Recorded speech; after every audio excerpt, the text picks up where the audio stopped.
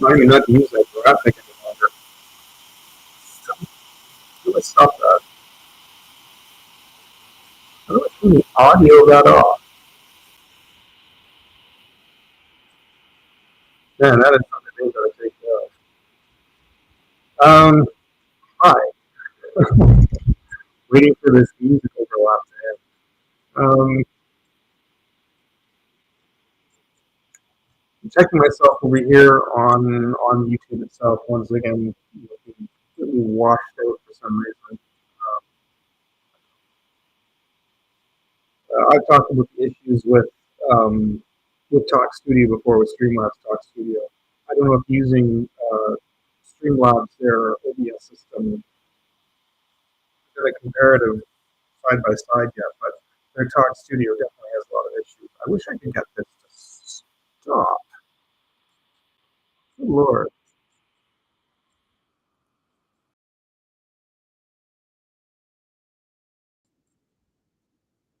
I can't get it to stop. I don't know what to do to get the music to stop. There's no, unless I turn down audio. Um, is that it? Wow. They've got to give you some kind of control on that because there is nothing. It just sort of plays. It's supposed to fade out when you start. I was just thinking to myself, I have to remember next time not to use that introduction graphic because that's terrible.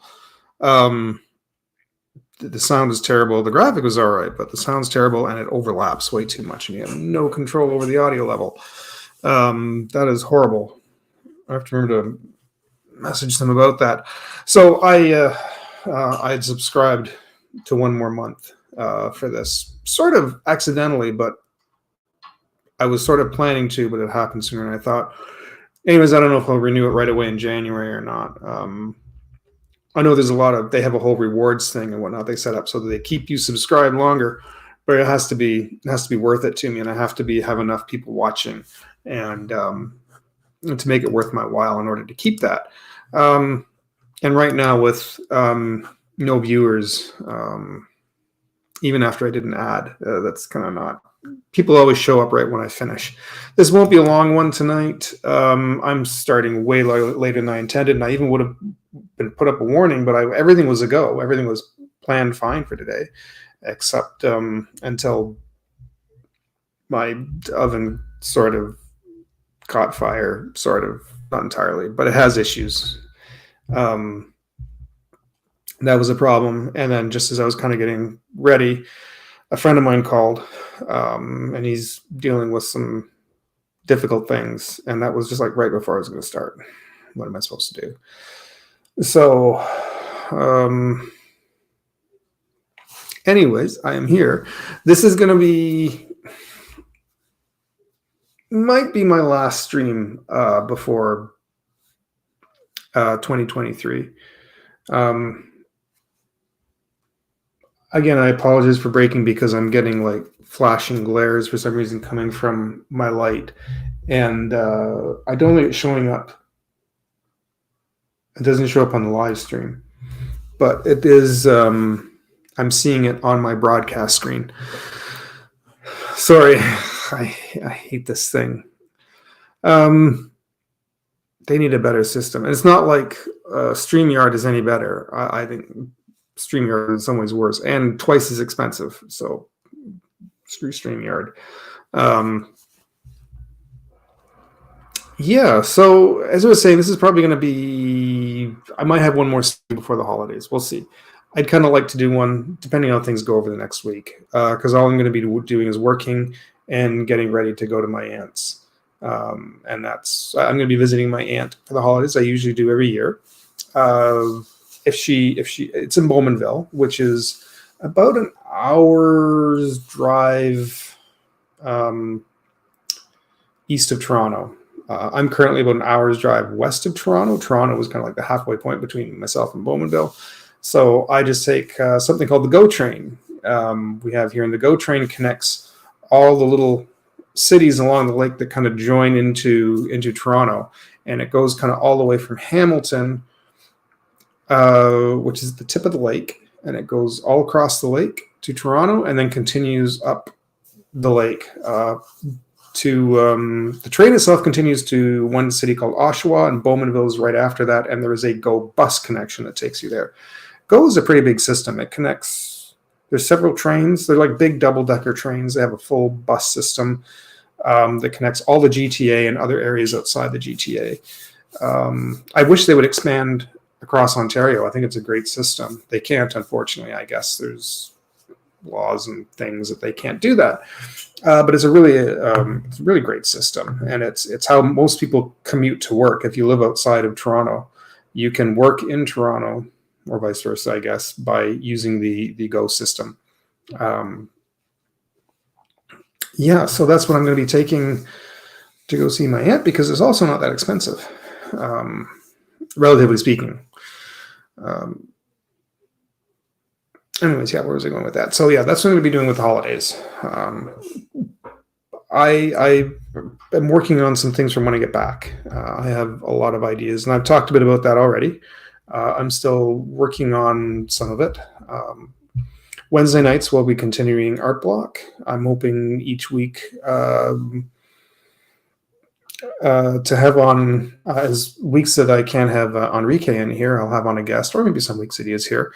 I'm hoping to have somebody on here every week, so it's not just me.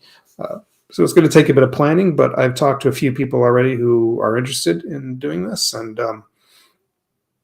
I just have to start kind of planning that out. I need to get kind of an itinerary going. I'll probably work on that a little bit over the holidays, but I need to kind of talk to people, block things in. I might have a few surprise guests, maybe, depending on how things go. My hair looks awful. I'm going to get a proper haircut. This is, I cleaned my hair today. I washed my hair. It's sticking out and is ratty now. I got to get it cut properly. I'm really thinning out though. Good Lord, look at that. If I get it, if I get a buzz cut, I'm going to look bald. So yeah.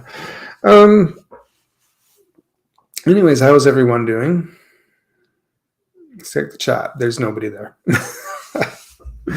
I get views on the repeat, so I guess that's a thing. I am working on some details for another program I want to start on Saturdays here on YouTube. I'm just not sure of how to go about doing it. It would involve using a couple specific pieces of music that are older, not very known pieces of music, but I want to use them. But I still have to look into the copyright issue on those. I've done a test with them already. I've used them in a couple of streams, and currently I can use them because I'm not monetized. But if I monetize, it says that apparently it could be a problem. I might just not be able to monetize that video or that live stream. Is all. If that's all, that's not a big deal, because otherwise you can monetize your content. But if there's an issue, they don't want me to use it. I think I can find out a way, if there's a way I can use permission, get permission to use that bit of music. There's two pieces that I want to use, and just segments out of them. It's not the whole thing. Because there's no problem giving credit to that, right? I can put that in the description below. But if anyone has any experience with that, dealing with trying to get permission to use music, and there's a site called Lickd, Lickd, I think. I did the trial with them. They have like a 1 week free trial. It's a monthly subscription. And on top of that, if you want permission to use music, you have to kind of pay for a little bit extra each time you use a bit of music. Again, wouldn't be so bad if they had the pieces of music that I wanted to use. And they don't.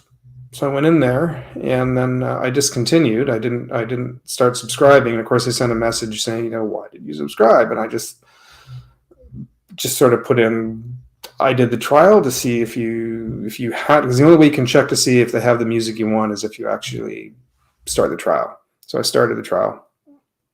They didn't have it. So I got to find another way around that.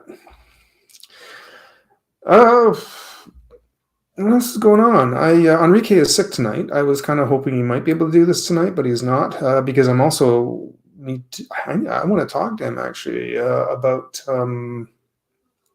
what's it called? I'm drawing a blank on it. Udemy always comes to mind, and I can't think of the name of the other one that's like Udemy. Isn't that awful? I'm drawing a blank on it. This is my age creeping up on me. I always forget the name of it. Skillshare. Oh my Lord. I really want to look into Skillshare. Despite the fact that you can't make near as much as you used to, all the creators on there are a little upset because, yeah, they're making half of what they were. They changed the way in which you make money on there. Now it's harder to make money. Of course, that's right as I was thinking about starting it. They all of a sudden cut the program. That's what happened to YouTube about 10 years ago when the YouTube, remember the whole adpocalypse thing that happened? What year was that? 2014, 2015? Before I left London. Yeah, anyways, there was a lot of people angry about that. And I was just sort of making plans to say, maybe I should get a channel going. And when I heard about that, I had the wrong impression. I thought that was going to be the end of monetization and quite possibly the end of YouTube. I thought it was all going to, I thought, you know what? I'm going to start this and the whole thing's going to come crashing down. It'll be just my luck. That's what would happen. And it hasn't. And life just kind of got busy and it was hard for me to get started. I've tried on and off. So here we go again. So I'm going to try doing a couple of lives and possibly one pre-recorded video per week if I can squeeze that in. This could be a lot because I do have another job. And I want to get that Skillshare lessons going. Because the people I've talked to can still make anywhere from like 300 to $2,000 a month. And even if it's like a couple of $100 a month, just to set up a basic introductory art program, a couple of $100 a month would be extremely helpful right now. The only thing that's discouraging me is I was watching somebody talk about Skillshare. One of the reasons they dropped out of it is that I guess they expect you to do a lot of promoting for Skillshare. I don't know how much. I'd have to look into that a little bit more. They didn't talk much about it, but I know people who start on Skillshare, they'll advertise on YouTube and on Instagram and all their social media saying, hey, go check out Skillshare, use my code or something or whatever, or my referral, and you'll get like a free month or something like that. And so I know that's not a big deal. I can do that. But I don't know how much they expect you to do as far as promoting Skillshare or promoting your lessons. If I see some people who have, they have, what do you call it? An affiliate deal. I forget what the name for it, but you'll see some YouTubers will come on and then partway through their video, they'll break and say, this has been brought to you by Skillshare. Each week they'll have somebody different, right? They'll have a brand deal of some sort, right? And I've seen several for Skillshare, and they'll talk about the benefits of it. Skillshare, and there's that website. Set up a website. I can't think of the name of that one as well. My memory is crap. So, anyways, yeah, if they set up something like that, I don't mind doing that either. That's not a big deal. But that's something I think entirely different. I think they only do that with big YouTubers. And for somebody like me that has less than 200 followers, I'm not seeing that anytime soon. I would really just like to break the 500 mark. And that's going to be kind of my goal for 2024 is to see if I can break 500. If I can break 500, you kind of get that first step to towards monetization. You can set up a few little monetization. You're not a full partner, but you can do a few little extra things to help monetize your channel, which would be a really nice. That would be a nice little bonus for the new year, I think. So that's my goal. I'm try and do that however long that takes. But it means I'm going to have to upload regularly. I'm going to have to be like every week I need to do something, no missing anything. It also means that if I start planning, things, like if I say, okay, Wednesday night's art block, Saturday afternoon is going to be my other program, and I'm going to have them at a specific time, all the rest of my media has to go up. Like I need to make sure I'm ready to go about an hour in advance.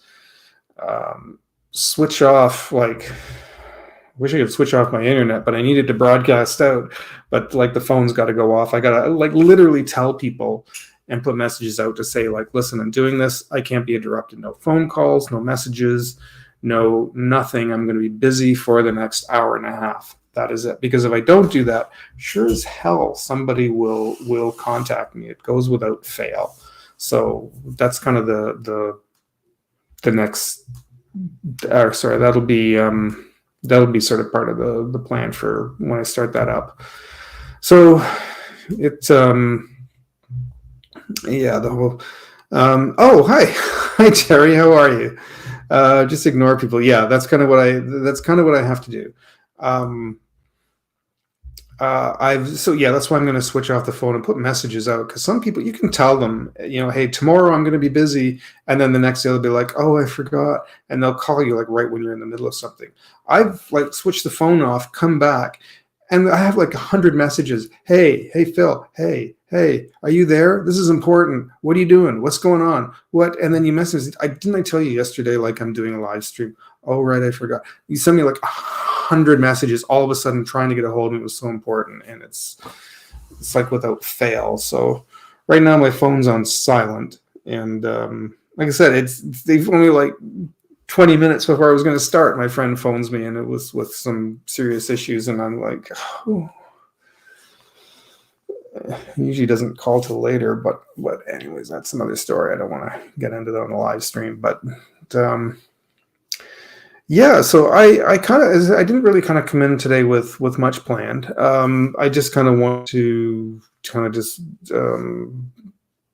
give some holiday wishes, and I figured I probably should do a live stream just to make use out of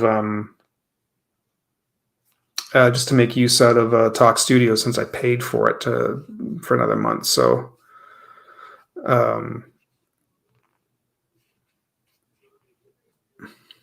I'm sorry.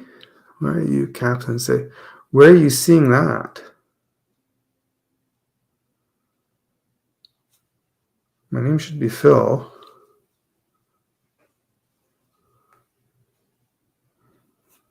I'm not sure where you're seeing that. And Sabo. You're confusing me. My YouTube hasn't been hacked, has it? I hope not. There's something up in my room. I have no idea what you're referring to. You have me worried now.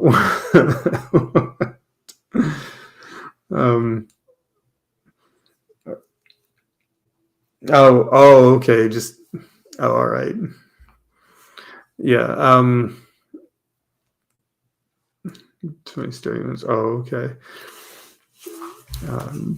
By the way, apparently when I was about to start, Talk Studio has now like a referral link. I guess I can get a bit of a kickback if somebody uses my link. It'll be underneath in my video description. So if somebody decides to subscribe to Ultra, or if they want to try it for a month, I get a little bit of a kickback, I guess, for that.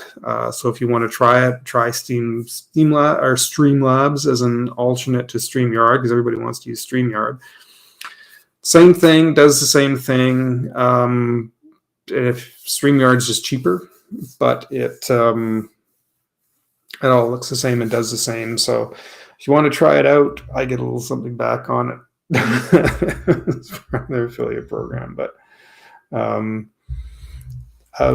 pay for StreamYard. I know 3 people that paid for it now, and I've recommended Streamlabs. It's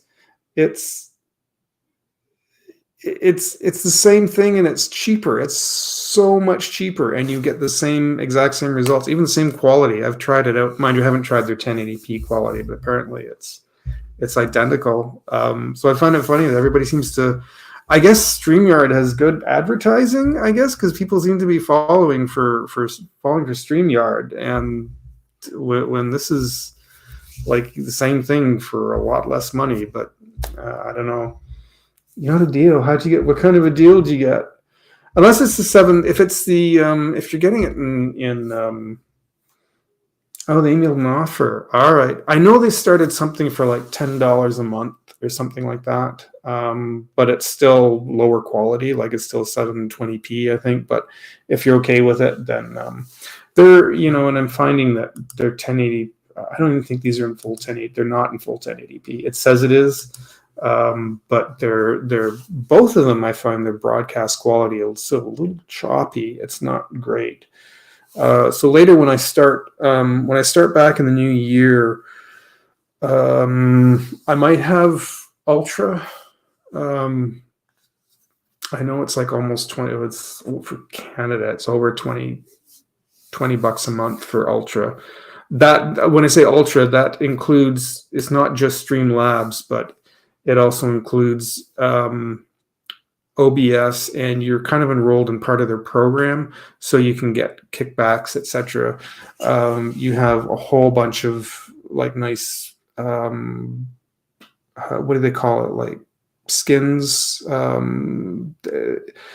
They have a whole really nice setup you can do with it. So as Ultra includes like a lot of extra stuff, so it's not just Talk Studio. Talk Studio, I think, would end up being about $18 a month, and then for all the bonus stuff, it's an extra $5 or $6. So, but I see if I can do live stream with guests through the Streamlabs OBS system. I think maybe I'd rather switch over to that. It's a lot more clicking that I have to jump around through, where this is a little bit simpler to set up. But I don't know. I think I might have like a little bit cleaner system. I can be more creative. I can add more things to it. And I think the streaming quality is just a little bit smoother. There's a slight more delay, because I'm looking at myself on the screen here. There's only about maybe a 10-second delay. And when you go through the actual like OBS system, it's a little bit longer delay. I think it's like 30 seconds to a minute in that range. But if you're just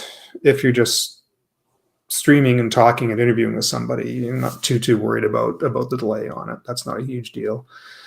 But yeah, that's been kind of, I think that was, I didn't really come in to kind of say a whole lot. I know there was something else I was going to bring up, and I'm racking my brain because I know there was one more thing I was going to talk about, and I'm totally forgetting what it was. I should have wrote it down. Because I know if you're into tablets, I know XP Pen and Huion have really big deals going on. I know they had some for Black Friday and Cyber Monday, and then they stopped for short bit, but now for the holidays, they've got a long, they have a really long, sorry, I lost me again for a second. Man, I got to start pulling myself together for these live streams. Way too many brain farts for this, and I can't be doing that. But they both have really big sales on. I'm not a spokesperson for them or anything, but I kind of wish I could have gone with Huion, even though they're more expensive, but they're a slightly better brand than XP Pen. What's my favorite Christmas song? Oh, that's a good question. I'm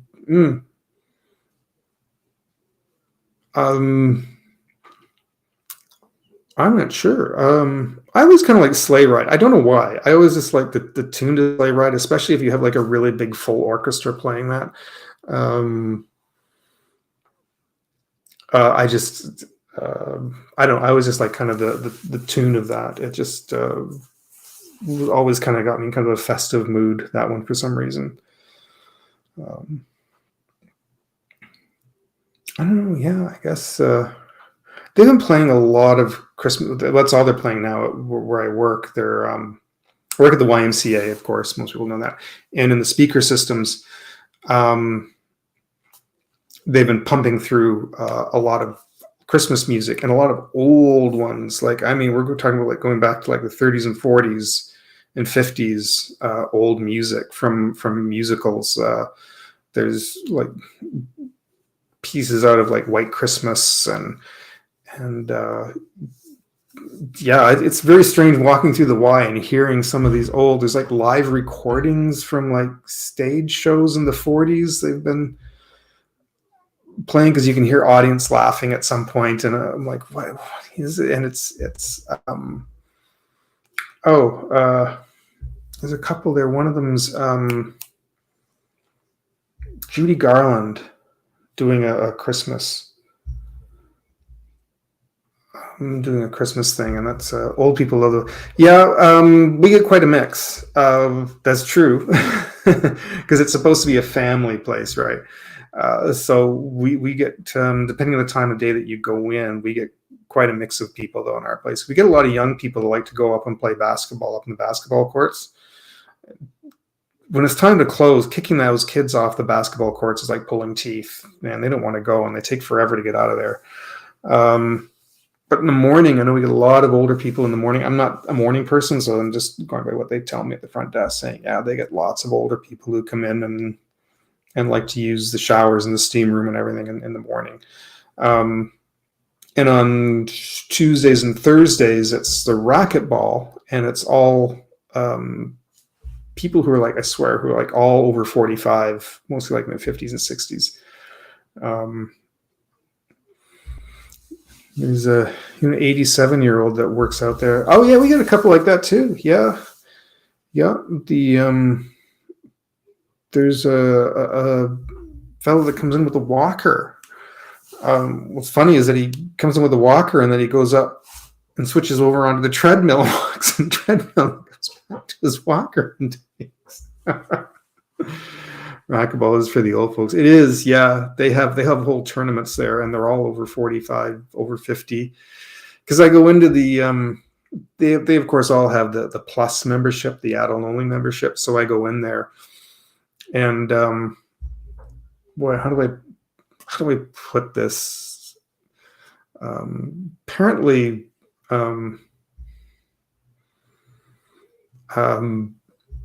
means a balance, yeah. The Men's Plus is sort of an odd place because you have all these businessmen who like to come in and just talk business and this investment and this, and I have, oh yes, I work at the studio there, and they're yes, yes, and they all do this like with nothing on. There's something about the Men's Plus. They walk around there free as a bird. You're only supposed to be allowed 2 towels, but they always end up having like 3 or 4. And then because they need one to sit on, one to dry off with, one to, for whatever reason, one for the steam room. They go and they talk in the steam room, and they come out and they won't even wrap the towel around them. Nope, just out free birding. And then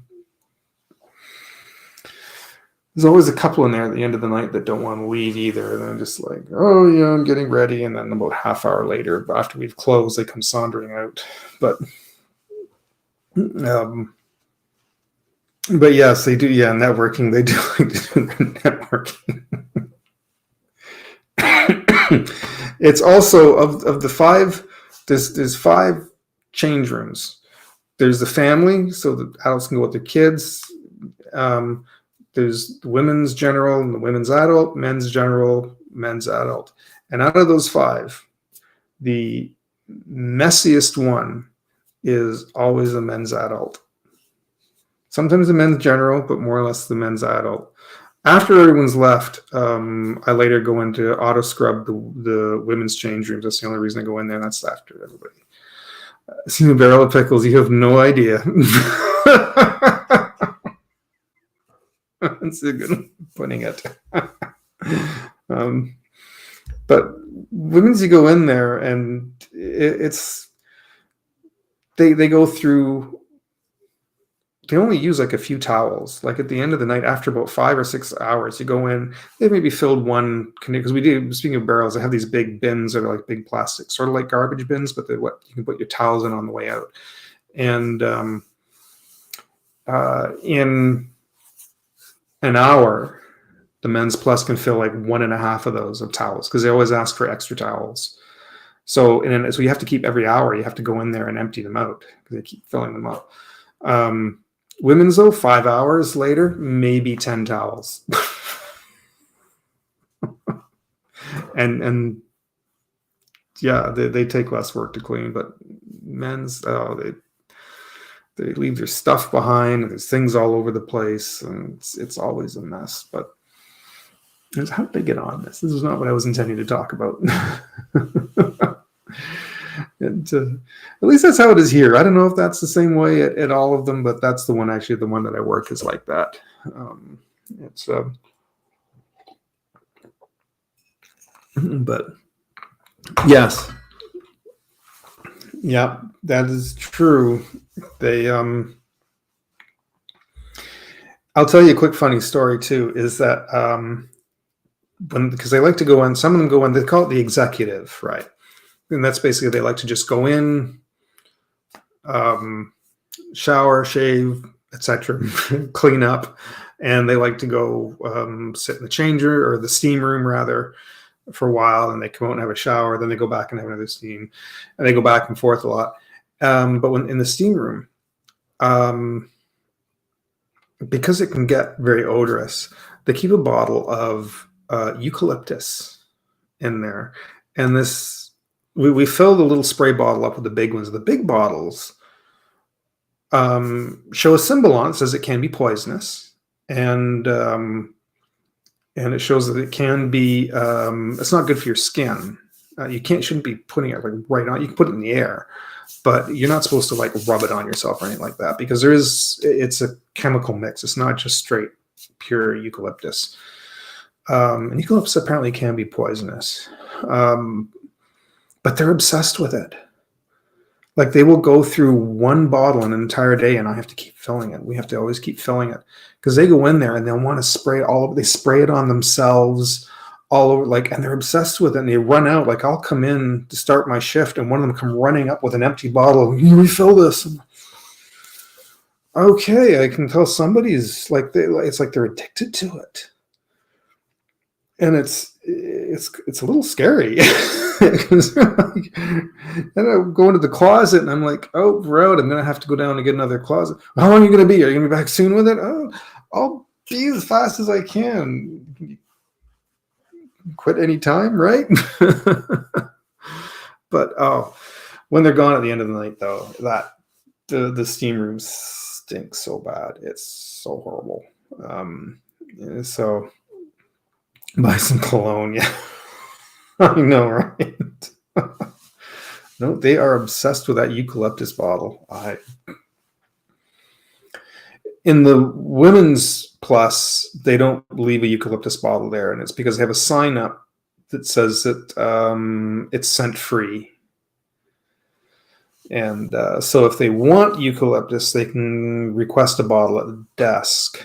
I don't know if they just spray it in the steam room or what, but there's old man sweat.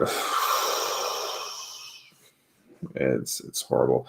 That's some of the showers I can just hose down. You're supposed to soap them and scrub them. Some of them, if you're really tight for time, you can just kind of give them a quick spray, because it's going to be done again the next day. Some of them are fine. Like the women's is always usually not that bad, but the men's plus, you have to every night, because it's just. Oh. Again, I don't know how I got on this topic.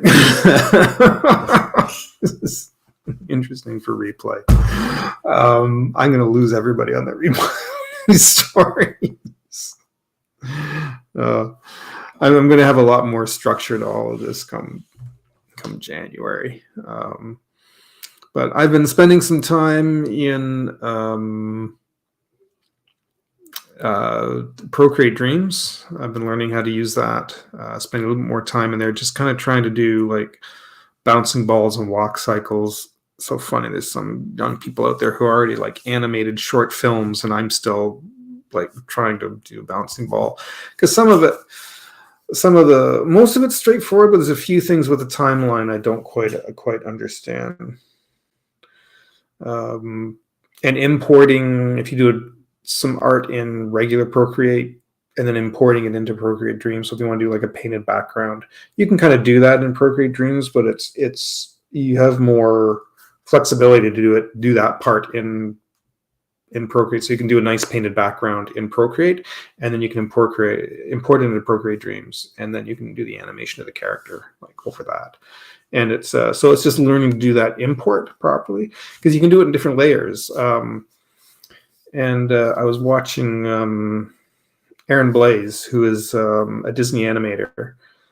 He's been promoting Procreate Dreams a lot, and he was showing how to do that and how he says you can do the background. So he has this little animated film of a penguin that wants to fly, and he tries to fly and it fails, and some seagulls catch him and take him flying. And he showed the cliff with the clouds moving the background, and he showed all these different layers, how he did them all in Procreate. So he has he painted the ground with the grass and everything and the rocks, and then the background he had another set of painted clouds, but the clouds you can have just kind of move very slowly in the background.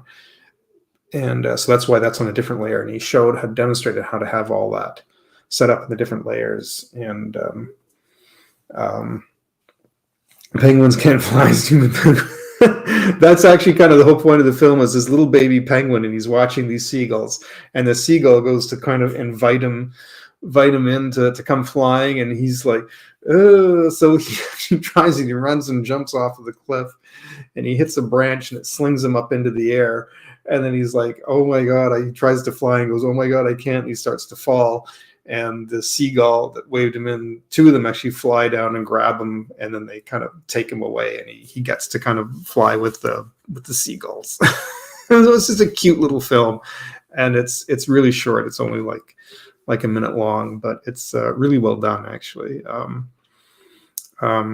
Aaron Blaise is noted very much for animating animals. He has all kinds of programs for drawing elephants, drawing lions, drawing bears. Usually if there's an animal to be done in, when he did work for Disney, especially through the 90s and early 2000s, there was like specific large animals that need to be done. He was usually the person called in to do it. So like Lion King, he did a lot of the baby ones. His first big job was the tiger in Aladdin.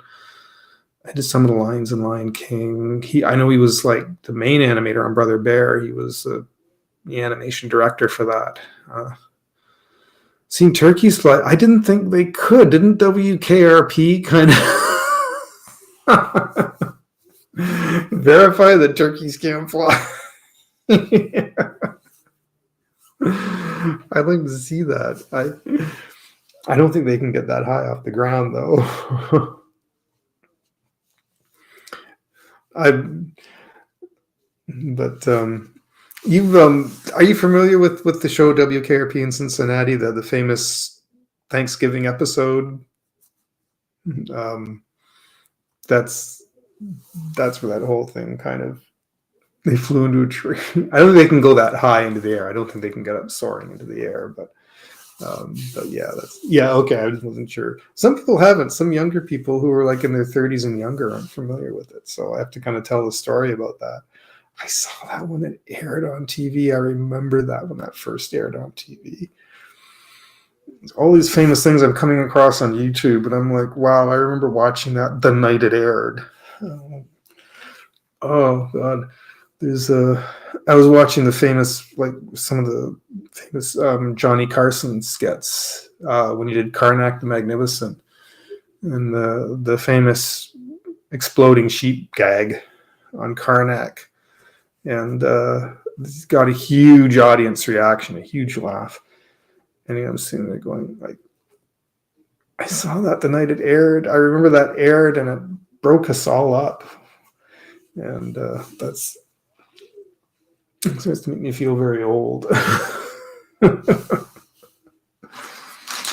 But yeah, I got my markers. I got to make some use out of these. That's another thing I'm going to be doing too, is in the new year, when I start doing, if I do another video, whether it be live stream or pre-recorded video in the week, I'm going to be spending at least once a week with traditional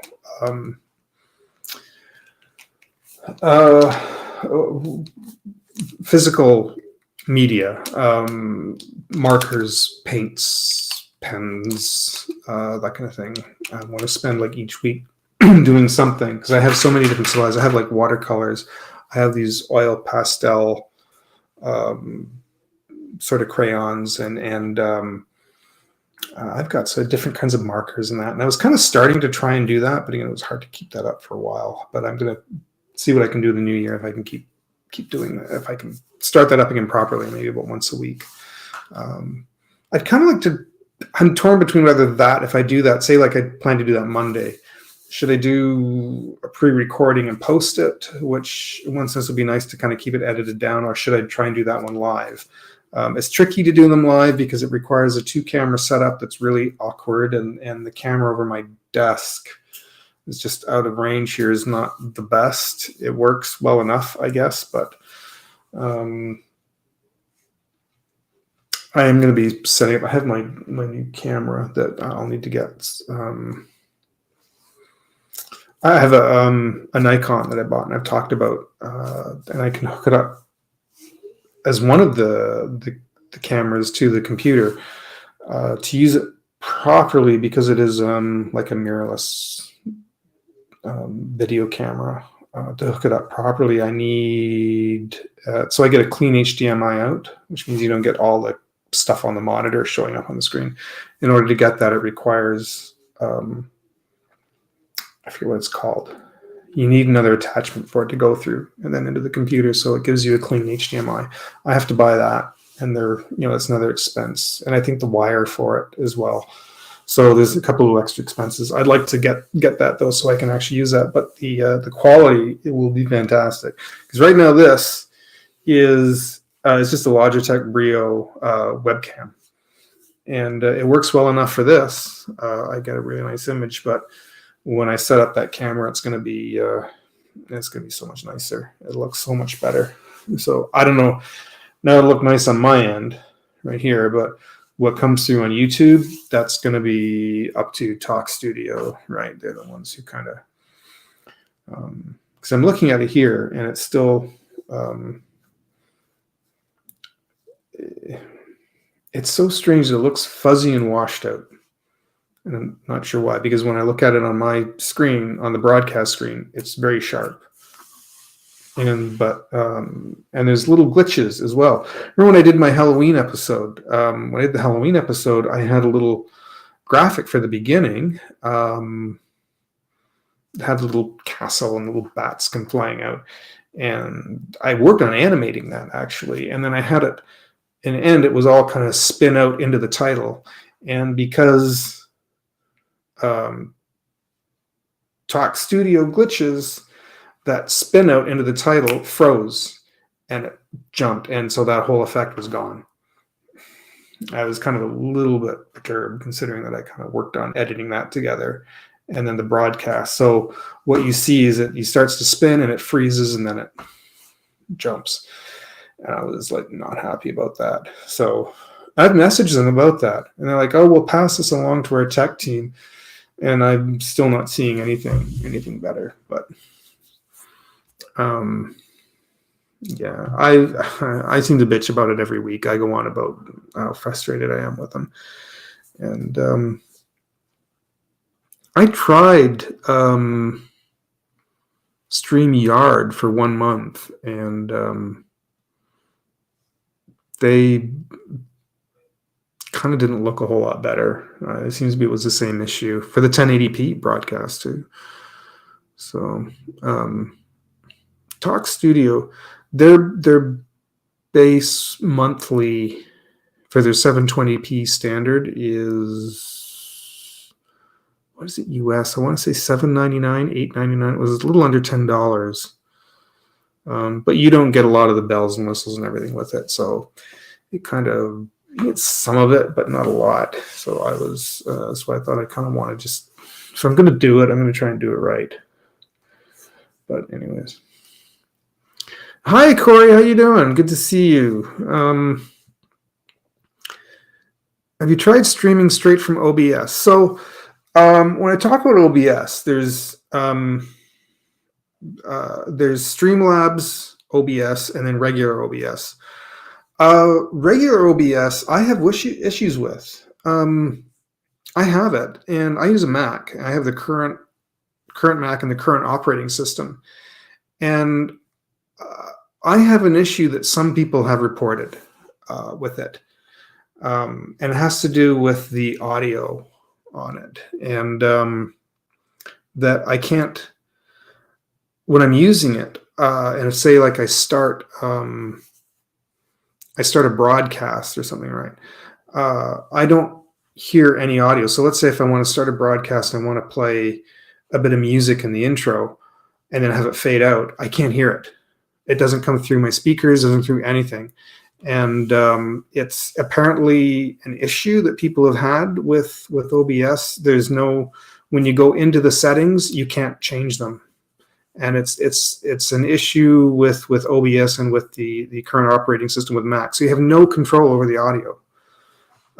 It does broadcast through, but it's hard to time anything because there's this delay, right? When the moment you broadcast to the moment it actually shows up, like on YouTube or Twitch or whatever you're streaming to. So there's an issue there with OBS for that.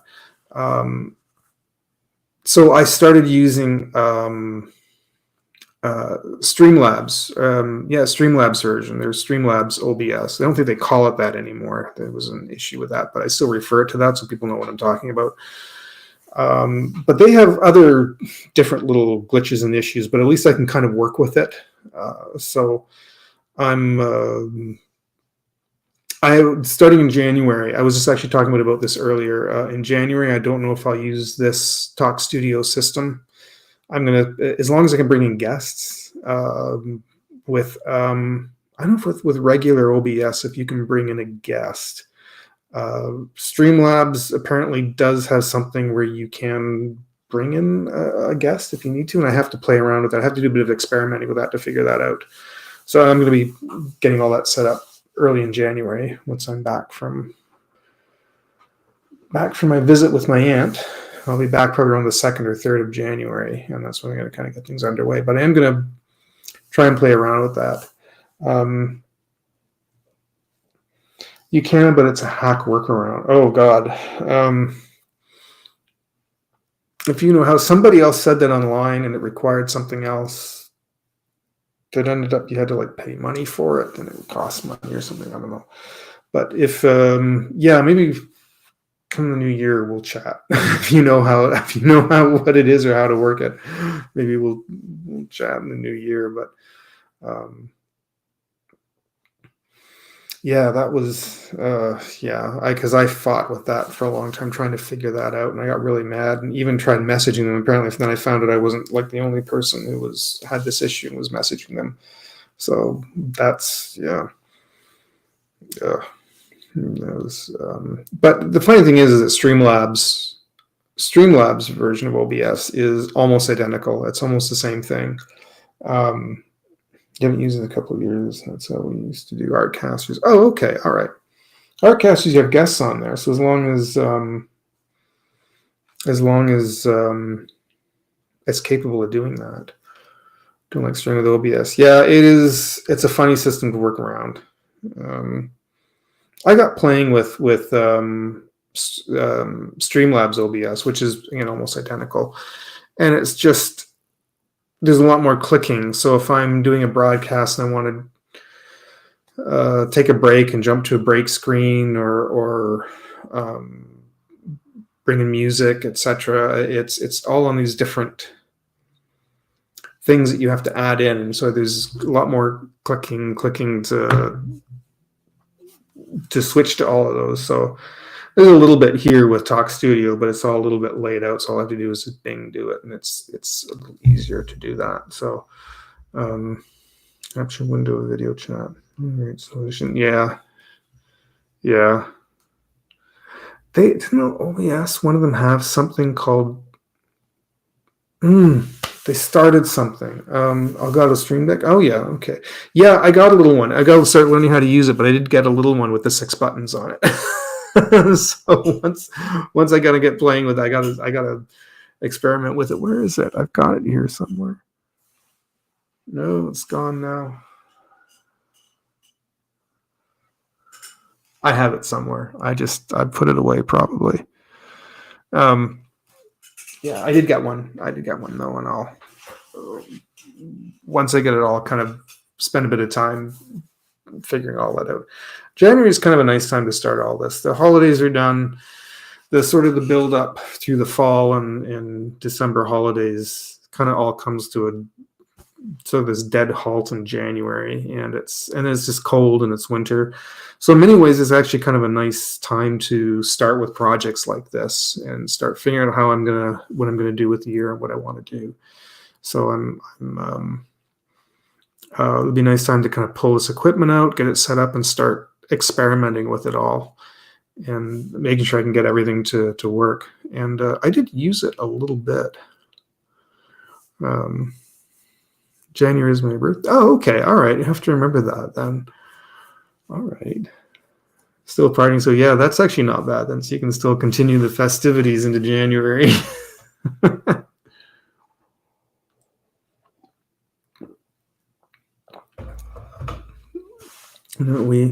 Canada, they about 15 to 20 years ago, they introduced something called Family Day in February, and I guess they felt the need for another holiday for some reason. So around middle of February, they have this. It's different in each province, though, apparently, but it's let's see the macros. You can do the Stream Deck buttons and are for OBS. Okay, switching scenes and yeah, in a time sequence. All right, okay. I just have the little one. I don't know if it'll do as much as the bigger ones. I did a little bit of experimenting with it, and I got it to work. I got it to program in certain buses. I got some of the buttons programmed in. And Valentine's Day. Oh yeah, we got it too. We still have that up here. It's not really like a holiday where you take a day off. Family Day here, though, it's like it's a holiday. You actually have to if you stores close and that kind of thing. It's there's always skating in front of City Hall and that kind of thing. They do. I wish I knew where it was. I'm gonna stand up for a second. I had it out not long ago. Maybe I put it away. Oh, there it is. One moment. The only thing that drives me nuts is it's hardwired in. You can't undo it. But that's the little one. 6 buttons. But each button can have a multifunction. So you can get more possibilities. You can have like a folder and then go into it. All right, Corey, it was nice to see you. Thanks for the heads up. We'll definitely be in touch in the new year. Take care. Have a great night. And apparently, I have 6 viewers.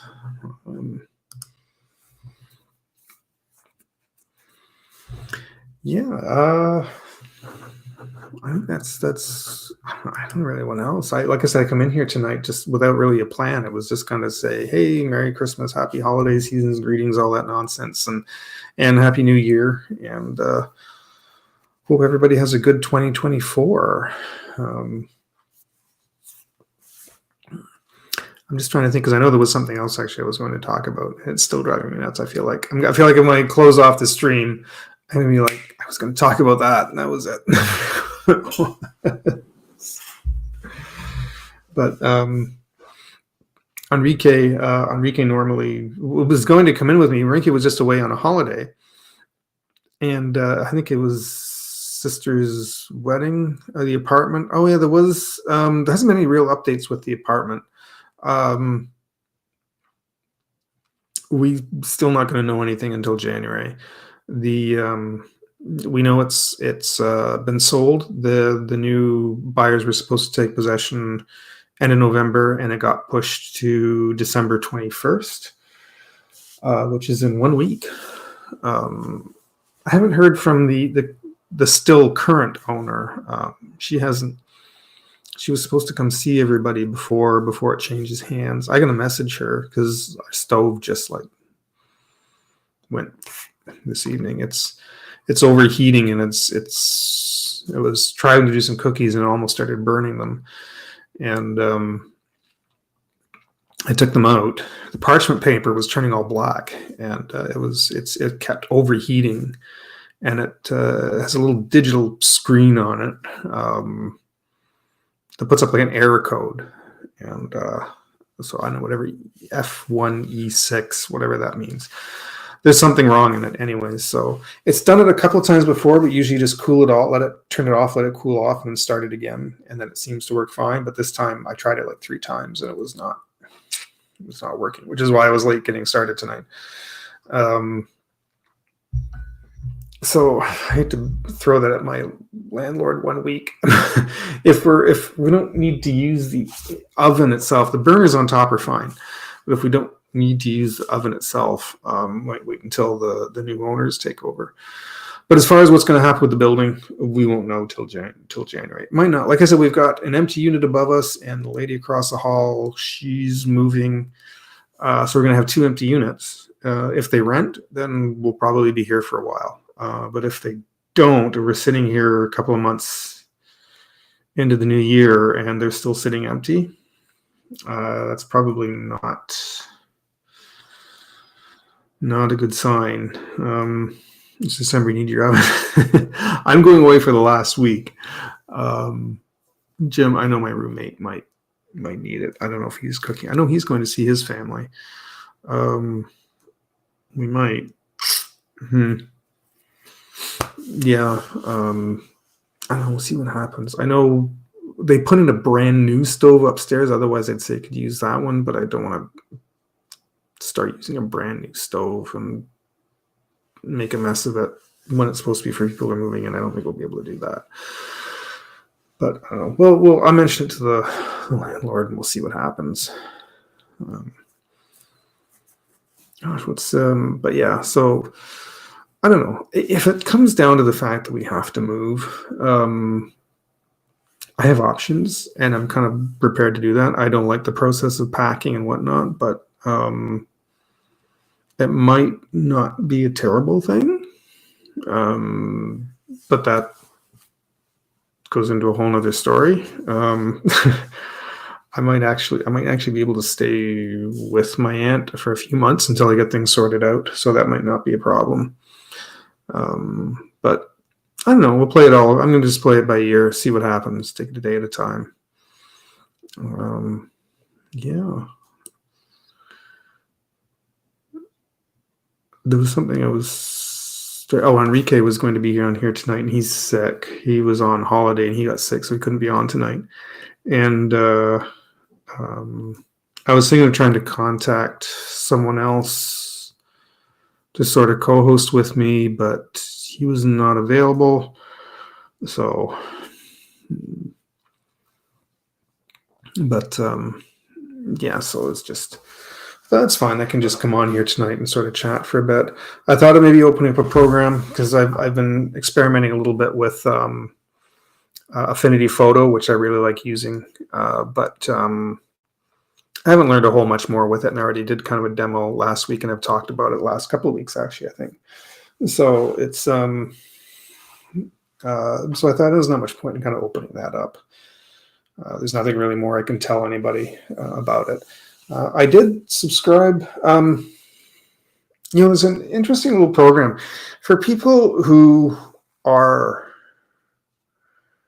use Adobe, because Adobe is the big name, right? For using whatever you need online. Like, I mean, it's got Photoshop, it has Lightroom, it has Illustrator, it has their own Adobe editor, and it's all really expensive. Like, it's way too much money, right? And a lot of people are dropping Adobe because it is so much money. Like, it's like their very base plan that includes Photoshop and Lightroom. I think it's Photoshop for both desktop and iPad, plus Lightroom. And just Phil, yeah, that's me, just plain Phil. It includes those. It's like a Canadian with taxes and everything, came to like over $150 a month. You can have 2 users, so you can kind of split that. Sorry, not 150, 150 a year. I'm sorry. That's, nobody would use it for that much. Mind you, if you want the whole suite, if you want Illustrator and everything else, then yes, it does get up to that. But for just those too, Lightroom and Photoshop, and it's without their storage either. They don't offer any storage. This is fine. I never use it anyways. I use my own storage. But even at $75 a month, I thought, or $75 a year. Oh, God, I don't want to keep paying that. You shouldn't have to for that, right? At least not that much. Clip Studio, like I have Clip Studio Paint. They just recently went to a subscription, but it's not that much. Like it's to up every time they do an update. Like they just updated to Clip Studio 2, and I think that was $20 Canadian. So it'll be cheaper American to do that upgrade, and then to upgrade to 3 will probably be another $20. I think it's like $10 a year to get their upgrade plan. So if there's any little updates, incremental updates in between, you can get all of the extra bonuses and that. So, but they're planning for another big update to 3, so it'll be like $20. But that's not bad. Like that's not too bad. So I have it Clip Studio, and I have another program. Like I've got Affinity Photo. They're, I think, American. I want to say $69 flat for the program. No monthly, not yearly, flat.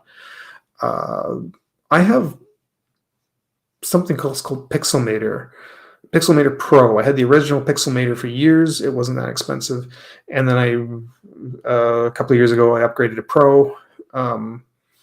That's an okay little program. I like it. Wish they did more with their brushes. It's not really geared for artists like Clip Studio is, but you can do art in it. You have brushes and paints and all that, and it's really good for, you're supposed to be able to do creative things with photos. They actually just started another, I should say graphics, photos and graphics. They have another program they just introduced called Photomator, and it is their answer to Lightroom. If you're familiar with Lightroom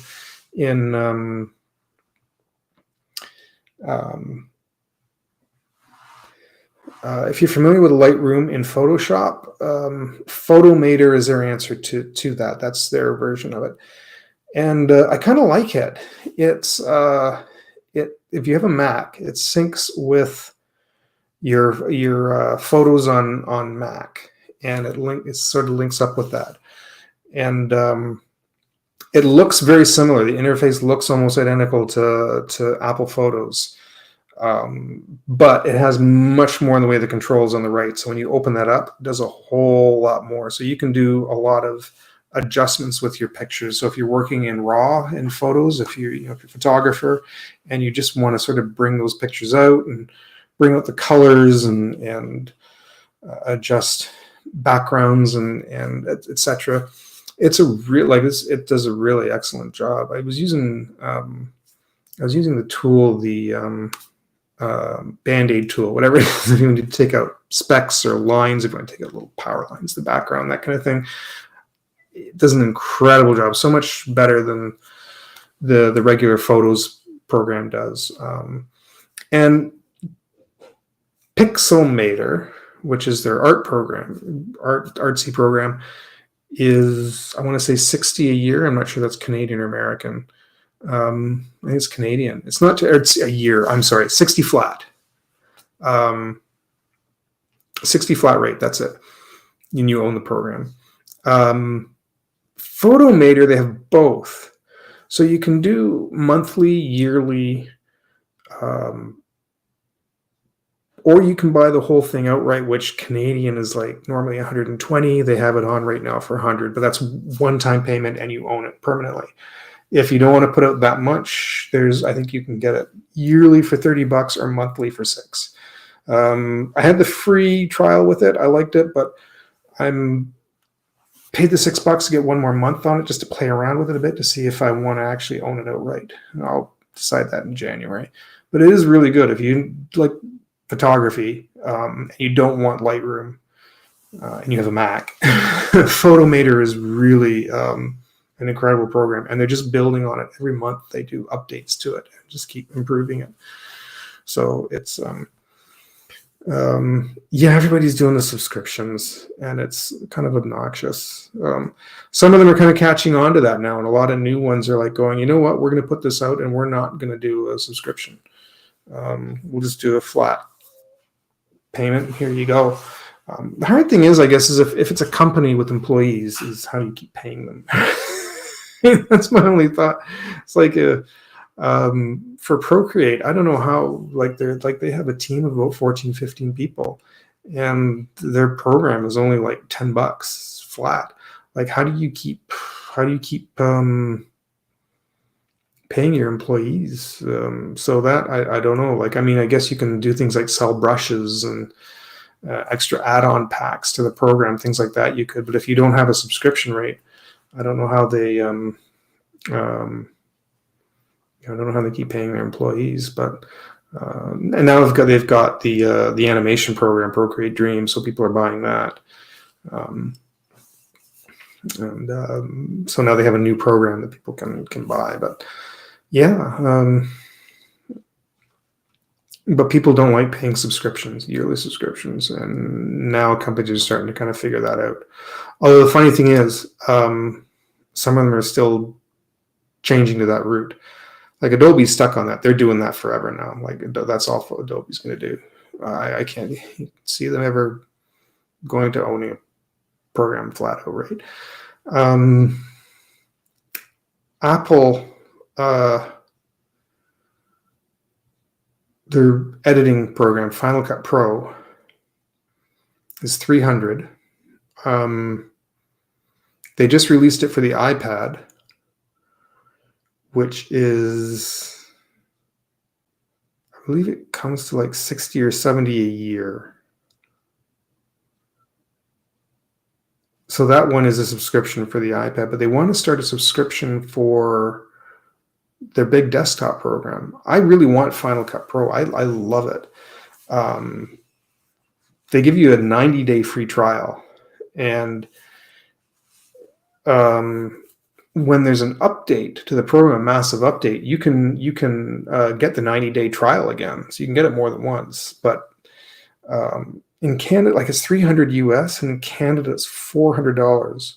I would love to buy it. The only extra, like it has all the same things except for audio. I know in if you buy it, you have access to a lot of extra audio effects and some video effects, I think. I know that's about the only extra thing. Otherwise, the whole program is identical for its free trial. And there is, if your 90 days runs out, there's a sneaky little trick to restart it. And I won't go into that right now. But if your 90 days is up and you're waiting for them to do a major update, they're not doing any, and you want to start it again, there's a sneaky little workaround. And you can restart that 90-day trial.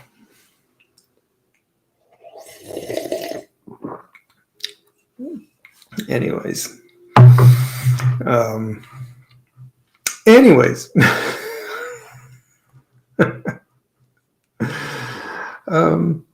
Yeah, I can't really kind of think of anything else really to talk about. I've been on for an hour and 15 minutes. I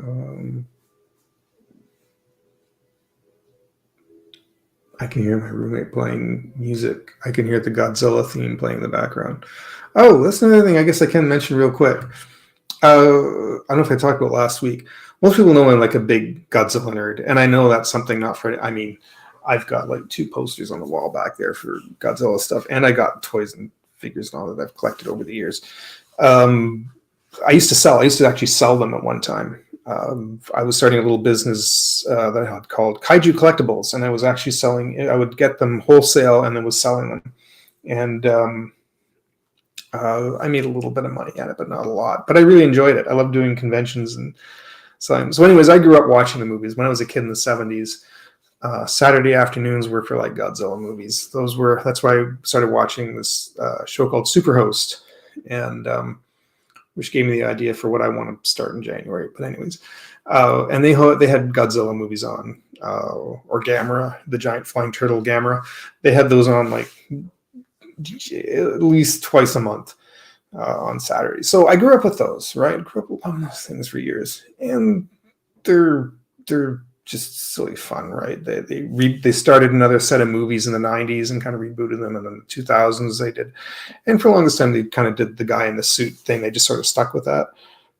And just recently, they've switched to doing full CGI because now, and I'm not talking about the Hollywood movies, not the 3 Hollywood ones they've got in Japan. They did Shin Godzilla in 2016, and that was pretty much mostly CGI. And recently, they just put out a new one, Godzilla -1. You may have heard of a lot of people talking about it. And if you go online, you've seen that people have kind of been raving about this, right? That this was really good, like for a Godzilla movie. This was, and I've seen it on IMAX, and I'm going to go back and see it again. And it was surprisingly, shockingly, very, very, very good. And what made it really good was because they actually told a really good human drama story. Normally in the Godzilla movies, you don't care about the characters, just get to the monster action. In this case, it was like they wrote it the other way around. They wrote a really strong story about this character. I'll give you a brief overview without any spoilers. It takes place right at the tail end of World War II. Like the war is like pretty much ended. And he's a pilot who's supposed to be a kamikaze pilot, which means when you get into a plane, you crash it and die. That's it. Your whole goal is to slam your plane into the enemy ship or whatever and take it out. And so he's a kamikaze pilot who didn't go through with it. He chickens out and he lands on this island and claims that there was something wrong with the plane. The mechanics check and they're like, "There's nothing wrong with this. Where are you?" So he's kind of shamed for not following through, and he returns back to his home village that's nearly decimated because of the war. And while he's there, he basically, to make a long story short, he takes in this woman and a child that have nowhere to live, and he kind of takes them in, and because he's got a job now, and he feels like he should look after them. No one knows this. Some people in the village know that who he is and what he's done, and that he was like bringing shame on his family. And that's a very cultural thing, right, in Japan, that you can do this. But so now it's the end of the war. You've got this war-torn village. The people are just kind of trying to get their lives back together after the Second World War, and then Godzilla shows up and now starts destroying the place. That's why it's called Godzilla -1, is because their economy and their whole they've come down to zero, and now Godzilla comes in to destroy everything. Now is taking it down below that, and so he kind of knows how to stop it. They're trying to implement these plans on how to stop Godzilla. And but the people, like, they have no money. Like, it's not like the military will help or Americans will help. Nobody will help. So it's kind of like the people have to figure out what to do to stop it. And they kind of band together to figure out what to do. And they've got an idea, but he also has a plan. And this is just a very brief overview. And the whole thing is he keeps sort of escaping death, and it's wearing on him mentally. And he's suffered trauma and PTSD. And so finally, at the end, this all kind of comes together, and you can see it in him. This is actually a really good actor, and he has this the scene at the end where he kind of finally loses it, and you really get the sense of, there's a theme to this movie of living. Like, they were kamikaze pilots expected to die even after the war was over and after they lost. They were still expected to do this because it was the honorable thing to do. And this thing was like, no, this has to stop. Like, this is not an honorable thing anymore, right? And so it's sort of a triumph of the spirit, and it's but also with the tearing down of one's soul due to trauma and war and shame and overcoming that. And so that in itself, and it's like, that's kind of the story. That's kind of the main theme of this story, that just happens to have Godzilla in it. That throws into that. So if you and this is just kind of a brief overview of the plot. Like, you have to kind of see this to see everything that happens in this movie and how it's portrayed. And the acting is really good. It's subtitled. And a lot of people don't like that. I can't imagine this film being dubbed. Like, dubbing would just lose so much. You lose the impact of the performance and the lines. And I'm sure one day it will be dubbed for those people. But if you can watch a subtitled movie, it's I recommend it. It's the only way to see it right now. This Saturday, I'm going to see The Boy and the Heron because it's doing quite well. It's Miyazaki's last film again. Every time he puts out, if you're not familiar with Miyazaki, I mean, he did like Spirited Away, My Neighbor Totoro. They're Japanese animated features. I almost can't even call them anime because they're such a life of their own that it doesn't seem like, I don't know if I can quite qualify it in the same barrel as to say anime. Anime, I always think of like they're animated series, but these features are just very thoughtful, heart-filled movies that he produces. And the last two films he kept saying was going to be his last one. And then he retires, and then he comes out of retirement. He's like, I have another idea, and I got to do this. So he put out one more movie called The Boy and the Heron. He's like 87 now. So who knows if maybe he'll do another one or not. But and apparently it was supposed to get one day. It was supposed to have a one-day special showing. Then it then turned into 4 days, and then turned into a week. And then when they opened it, it did fantastic. It was like the top movie. And it's so well. And same thing with Godzilla. Godzilla -1 is extended to the end of the year. Likely The Boy and the Heron will. So you got Godzilla -1 and The Boy and the Heron like cleaning up at the American box office. And it's kind of been embarrassing Hollywood a little bit, even though they're still doing all right.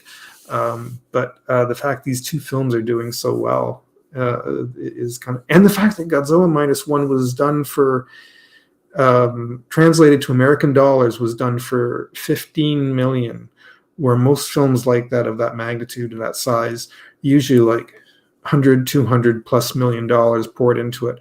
And here Godzilla -1 is done for an equal of like 15. And they don't know how he kind of pulled that off, but to get those kind of effects and authentic looking effects that they're like, what the hell, how do you do? So he's apparently in the running for an Oscar nomination for best special effects. I hope that he at least gets the nomination. I don't know if he'll win it or not, but it'd be really nice to actually, because I know there's like 10 to 20 films in the running for that, but I like subtitles. Yeah, I do too. I prefer to see subtitles because you get the actual performance. Dubbing is yeah. If it's like a cartoon or something, like a cartoon series that's animated, you kind of don't mind as much.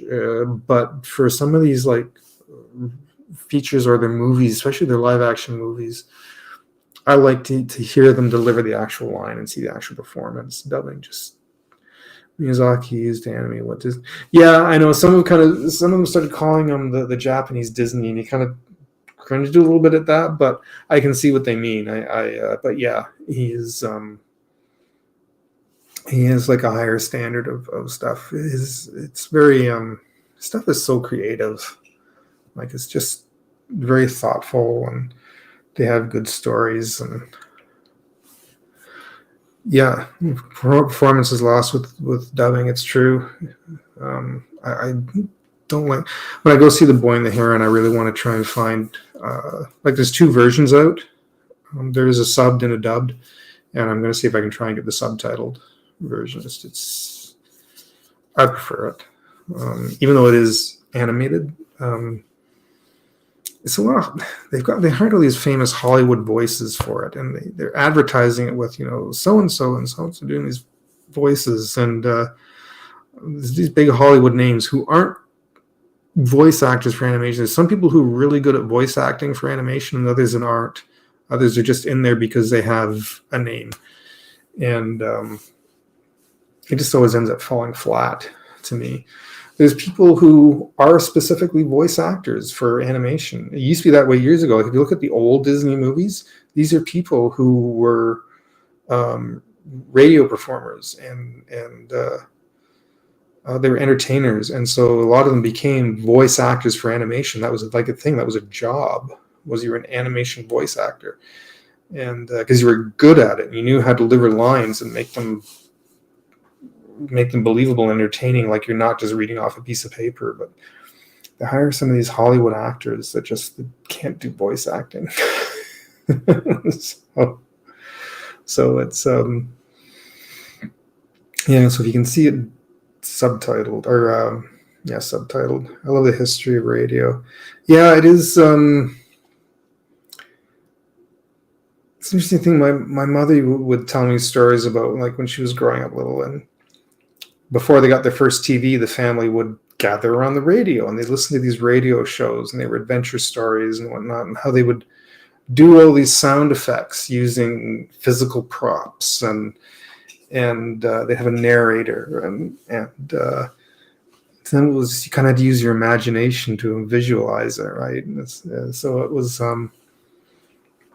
She used to watch ones like she told me stories like the Great Gildersleeve, and I think Rocket Man was one of them too. But some of the old comic book heroes had radio shows. Woody Allen did a film called Radio Days. Oh, okay, all right. Yeah. I've heard the title. I've only ever seen like 2 of his movies. I was never. One of them was just, I don't know. He never interested me that much, but. But yeah, I've only ever seen like a couple of his films. One of them was only because it was my film class, years and years and years ago. Which one was it we watched? It was in the 80s. Annie Hall.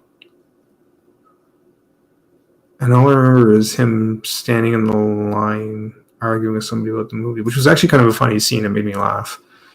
But he was standing in line kind of arguing about this intellectual discussion about the movie. That's all I remember. But I've only... Oh, okay, Seth Green's first film. Oh, yeah, okay. With Marshall McLuhan. Oh, okay, all right. All right. Radio Days. Is that... That's where he steps out of the movie screen. I think that was The Purple Rose. I think that was called, where he steps out of the movie screen into real life, I think. I forget. Was that even his film? I don't remember. But yeah, I'm not terribly familiar with his movies though, but no, radio though, it's kind of a shame that kind of a lot of those are sort of lost to time. It would be interesting. It's a shame. I don't know if they have like recordings of those. It would be interesting. They kind of put them on something, or they could access some of it. If they have a vault with the recordings of those radio shows, they could release them in somewhere like on YouTube or something, or on some sort of physical media. People like that, they could kind of release these things so they would be heard again and enjoyed again. But I don't. Do they do something like that? I don't think they do. I've never heard of anything like that. I know, like, if you wanted to find, like, the War of the Worlds broadcasts, I know still exists, and I haven't seen all of them, but I'm a fan of his style. Oh, okay. Yeah, I know he's a very good filmmaker for sure, but I know he doesn't have a very good history. But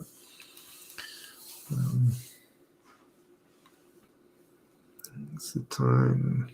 It's almost 1:30 here.